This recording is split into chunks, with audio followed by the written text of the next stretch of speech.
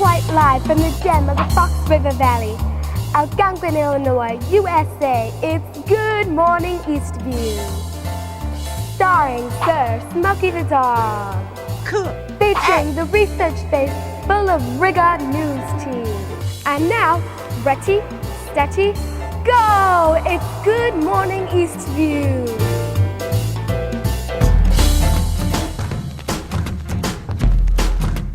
Good morning, Eastview. Florida Keys. I'm Lucas. And I'm Gwen. Welcome back to the only way to get localized info at this time of the morning on this specific channel. And speaking of localized icons, welcome back our own Sir Smokey the Dog. Thanks, team. Today, we are going to take a look at one of the most unknown facts about the American Civil War.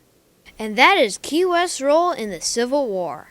With more on this, let's travel back to the 1830s, Key West, Florida. Ripple dissolve!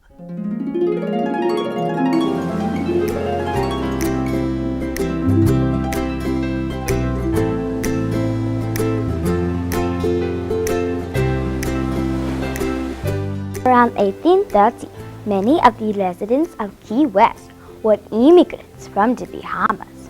We called ourselves Skunks. We lived here during the Civil War. I hear the United States was deciding about slavery being right or wrong and just which states could own slaves. The southern states needed their slaves to work on the huge plantations. So the southern states broke away and formed their own country called the Confederate States of America, where people could own slaves. Key West needed to be defended as a southernmost port. Many slaves were brought in to be rented for construction of the forts. In the 1840s, the slave population increased 653%. Most locals were sympathetic to the South, and many flew Confederate flags over their homes anyway. So Florida seceded from the United States and joined the Confederate States of America. Everyone thought Key West would be Confederate as well. Key West remains in U.S. Union hands because of the naval base. Right, Captain Brennan? I took possession of the city while it slept. The U.S. played a major role during the war because of its location.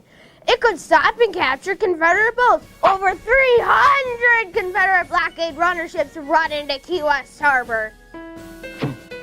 As a fisherman, I recall that Key West became the main center for the Union, stopping Confederate ships and ships from other countries. They was seized and hailed. We was building forts. Fort Zachary Taylor was built from 1845 to 1866. That being outrageous Key West outpost during the Civil War. It saw no action, but we was glad it was there. 70 miles off Key West, Fort Jefferson was on Garden Key in the Tortugas. It was the largest brick fortification the U.S. had. Over 40 million bricks were used for its construction, and it spread over 16 acres. 109 water cisterns were built for about 1.5 million gallons of water. Even more construction began in 1861 on two other forts, the East and West Martello Towers, which served as side armories and batteries for the larger fort, and it was supposed to stop any land attacks. The Martello Towers were connected to Fort Taylor by railroad tracks for movement of guns and ammunition. There is a story that Major Arnold told about the only encounter he had. A Confederate ship had entered the harbor in Key West and demanded the fort surrender. He kindly replied to the Confederate messenger, "Tell your captain I will blow his ship out of the water if he is not gone from here in 10 minutes. My bluff worked, and Fort Jefferson never fired a gun during the war. The Civil War was largely responsible for Key West becoming Florida's largest city. Key West profited while other southern cities were being reduced to rubble.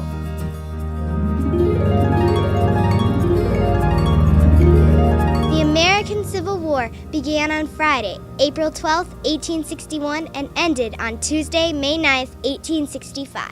Many Cubans moved to Key West during Cuba's unsuccessful war for independence in the 1860s and 1870s.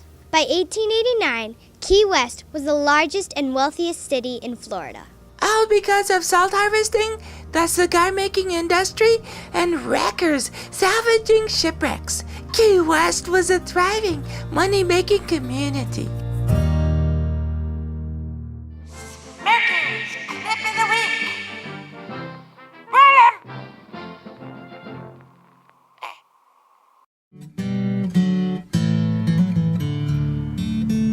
See the sun? Just for today, that sun rose only for me. And that's the way I look at it. This is my sun, my day, and I'm going to make the most out of it. I don't know where I got that idea from, but I've been using that for years. That I just make believe that just for today, the sun rises only for me and shows me the light of day.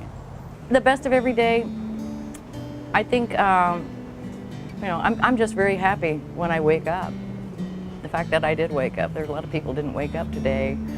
I try to plan, but I try to plan with flexibility in mind. I have to remember to take things one day at a time. Otherwise, I get really overwhelmed. I guess I take a Paxil in the morning and everything's all right. You don't want to hear that, do you? Find your own state of mind. Chart your own journey.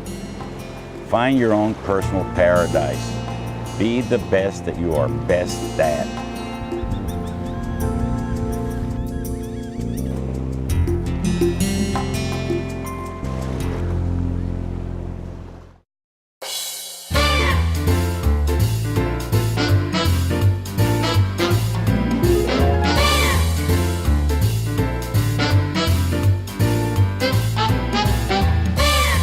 Well, that's about it for Good Morning Florida Keys this week. I'm Lucas. For all the morning crew here at 540 Longwood Drive, I'm Gwen. And from everyone here on the early morning shift, have a great day.